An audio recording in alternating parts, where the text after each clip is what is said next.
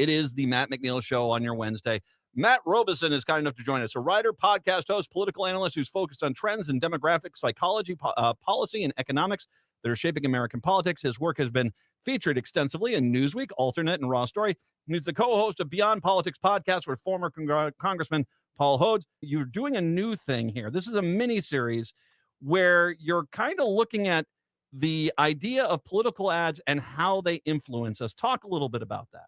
Yeah, so it feels to me like every piece of political analysis that you see or read or listen to, if you're a podcast kind of person, it really looks at the big picture. And that's great. I love doing it. I do it all the time in Newsweek and on my show. But the battle for votes, the political battle in America is unlike anything else we do. It's like any other kind of battle. The battlefield is inside our minds. It's a battle of persuasion, and we never talk about it. We never talk about, hey, we're spending so much money in Minnesota to try and win votes. Spending it on what are we doing precisely, and what are we saying? How are we trying to win the war inside people's brains? So what I've done is I'm running a mini series. It's featured on YouTube on our mutual friend Cliff Schecter's YouTube channel, Cliff's Edge. It's also on my podcast, Beyond Politics. It's meant to be seen in video because we're taking a look at how that battlefield plays out. And I have a PhD psychologist slash, this is like the slashies, like Fabio. She's slash a pollster. And we're taking a look at the psychological tricks and techniques and principles, the ways that campaigns get into people's brains and try to win the war of persuasion. It's changed a lot. And I think this is a fascinating concept because I don't think people understand the amount of work and effort and research that goes in to how do you convince people to vote for you. Now, Donald Trump, clearly at this point, I don't think he's doing a very good job of that. Harris's team seems to be like a scalpel at this point out there, kind of the way they're working on this. But regardless of the campaign, whether it's local, state, federal race, you are looking at generally a lot of science behind where you run ads, how you run ads, how that message of that ad is there. And it really can make or break a campaign. Yeah, that's what got me going on this. Was I was interviewing on Beyond Politics Lauren Goldstein, my co-host for the miniseries, and she's the lead analyst at Change Research, which is a very innovative, progressive polling firm.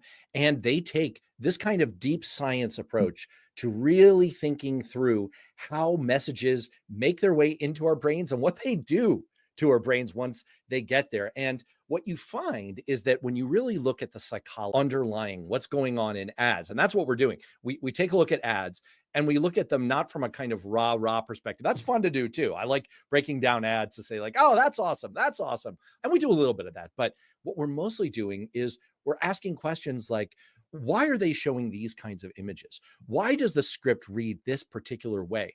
Why, for example, does Donald Trump act like the shark in Jaws? It's not just that he's obsessed with sharks and electrocution and all that kind of thing. That is part of it. But there's a very particular psychological reason why Donald Trump is like the missing man in his ads. And we see other kinds of images. And yes, that has evolved. It's changed over time as the electorate has changed and as the kinds of messages that resonate tend to shift. And as the audiences we need to reach are shifting. First of all, once again, where can people find these videos so people can go find them themselves right now? Cliff's Edge channel on YouTube. Just look for Cliff's Edge, and it's posting new episodes are posting every Sunday. It's also on Beyond Politics, and Spotify in particular is doing a good job of letting you post your podcast as videos. I'm doing all of my podcast, just like you're doing with this show. Everything's a video now. And so you can listen to it on Apple Podcasts, Beyond Politics, or you can watch it directly on Spotify. But of course, we love to funnel people over to our friend Cliff's channel if we can.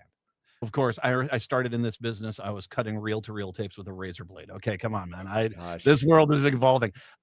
Let's step back then and talk a little bit about Trump, because his ads he's almost painted himself into a bit of a corner. His most ardent followers, MAGA, he can say, "I'm Santa," and they're all like, "He's Santa." It's that kind of brainwashing, which he loves. That's the adoration and the love that he loves. The reality is that doesn't sell to independents, to moderate Democrats. He comes off, as it's been said, weird.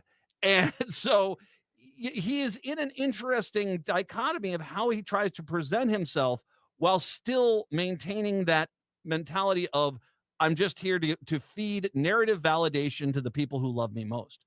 That's wow. That's so well put. I completely agree. And what we're kind of trying to do in this mini series is try and get into the why behind that. Why is he communicating in this way? And I think that there's a simple explanation now.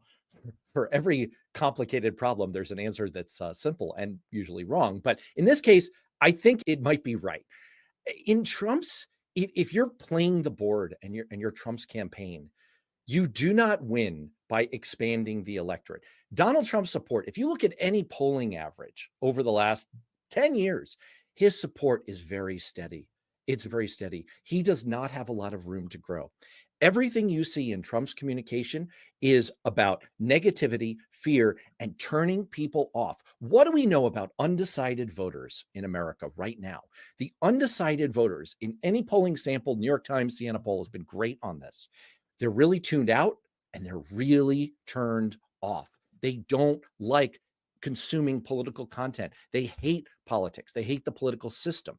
And so what does Trump do? If you're playing that hand in poker, you feed that. Do you dig in to the discontent? You find the malcontents. He's reaching out on Rumble. He's reaching out on all of these alternative platforms that deal with incel culture. And he's feeding back to them exactly like you said, like, hey, guys, if you're angry and you're disillusioned, I'm your guy. And he wants to shrink the electorate down till it's only those folks. Contrast that with what you saw at the Democratic convention, right? Joy, uplift, forward looking, positive energy. Kamala Harris's theory of the case is the way to get through to undecided voters is to say, you don't have to be so turned off. It's actually okay. You can engage. And if you're going to hear only one thing about politics, which you might, you're going to get this positive vibe from us. And that in context too is like that's the genius of how they've come on out and rolled out that campaign is that fine, you want to wallow in the trenches of despair, we're not going to be there. Not the when you go low we'll go high, much more of a we're going to punch back, but we're not here to basically validate negativity. We are here to embrace joy. There was an interview that Governor Walz had done just where he's sitting and talking to the guy about gutters at Menards and Juicy Lucy hamburgers. And it was bizarre watching a politician have that conversation. Nothing really. And the guy was asking questions and he was answering them.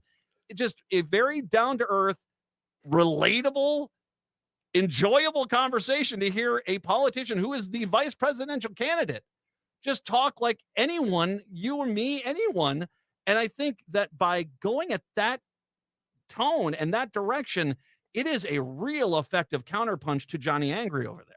Oh, absolutely. And the other thing that's really coming through, and I'm stepping on my own articles in Newsweek. I'm writing this column every week. This week, I'm writing about this psychology deep dive, and I'm talking about some of these principles, some of what you're going to see in the mini series. And if I can step in really quick, everybody, you should be following Matt on Newsweek. His articles there are pretty good, solid stuff. Thank you, sir. I'm going to step on my one for next week. I'll give a little preview. Paul Begala once said that there are only two basic message templates that we run in campaigns in America, only two. One of them is, let's stay the course.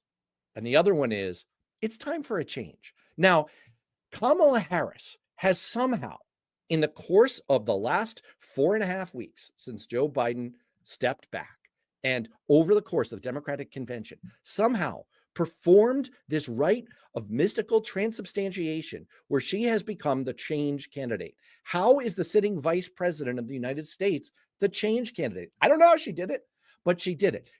It's in her messaging. It's in her tone. We are not going back. We are looking forward. She is trying to represent change. And 9 times out of 10, with a highly discontented electorate like we have in America, and like we've had for decades, by the way, Gallup polling shows it, we have a fundamentally unhappy electorate, unhappy with the direction of the country. Embracing the change mantle, becoming the change candidate is the winning direction to go. And that is, at a very fundamental level, what she's done.